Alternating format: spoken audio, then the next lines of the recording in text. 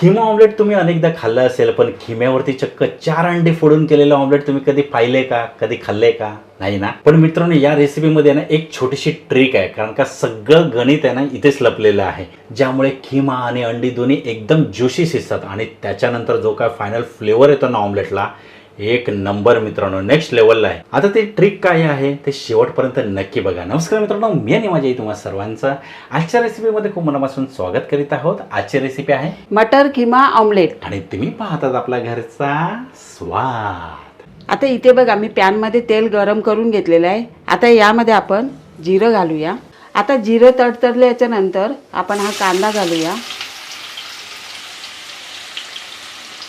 कांदा परतून घेऊया आणि कांदा आहे ना तो आपल्याला सोनेरी रंगावर परतून घ्यायचा आहे.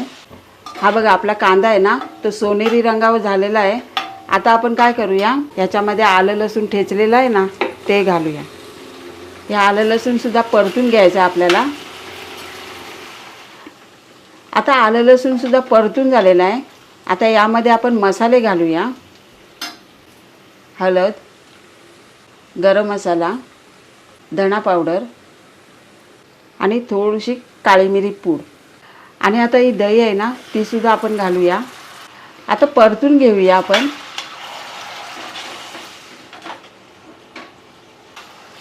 आता संपूर्ण आपले मसाले ना परतून झालेले आहेत आणि छान परतले आहेत. आता यामध्ये आपण काय करूया, हिरवी मिरची मी अशी उभी चिरून घेतलेली आहे ती घालूया. त्यानंतर कोथिंबीर, पुदिन्याची पानं, हे सुद्धा आपल्याला परतून घ्यायचं आहे. आता बघा, मिरच्या सुद्धा मस्तपैकी परतून झालेल्या आहेत आणि मसाले पण परतून झालेले आहेत. आता त्यानंतर आपल्याला काय करायचं आहे, हा मटार आहे ना तो घालायचा आहे. हा सुद्धा थोडा परतून घ्यायचा आहे. आता मटार सुद्धा आपल्याला परतून झालेला आहे. आता यामध्ये जाईल चिकन किमा आणि त्यानंतर मीठ घालूया. आता हे चांगलं परतून घ्यायचं आपल्याला.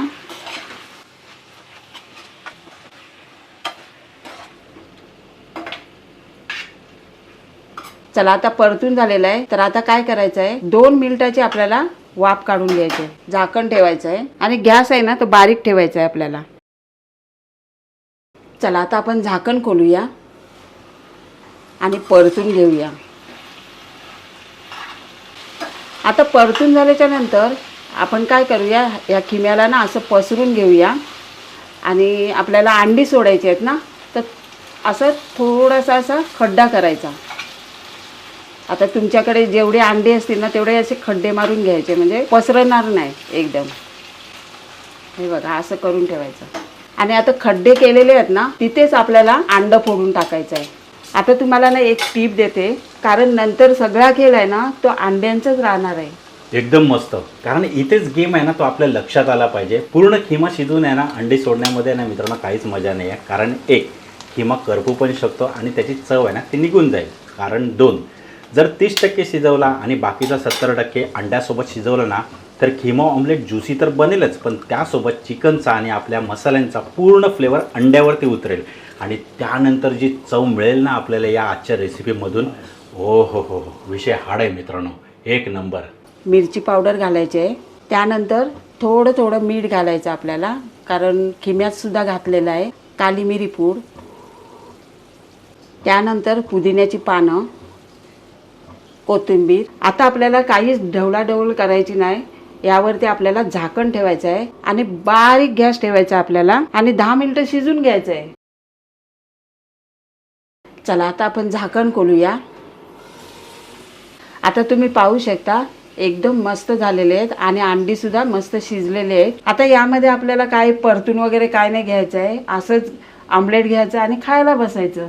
पाहिलीत किती एकदम भन्नाट रेसिपी आहे ना, आणि एकदम वेगळ्या पद्धतीची आहे. कारण का बऱ्याच वेळेला आपण ऑमलेट नेहमीच खातो, पण अशा पद्धतीतलं ऑमलेट आहे ना तुम्ही एकदा नक्की ट्राय करून बघा. आणि या अगोदर तुम्ही असं कधी ऑमलेट ट्राय केलं होतं का हे आम्हाला कमेंट बॉक्समध्ये नक्की कळवा. चला, अशीच एक तुमच्या आवडीची रेसिपी घेऊन पुढच्या नेक्स्ट व्हिडिओमध्ये आपण लवकरच भेटणार आहोत. वेळ काढून आजच्या रेसिपीचा हा व्हिडिओ पाहिल्याबद्दल थँक्यू.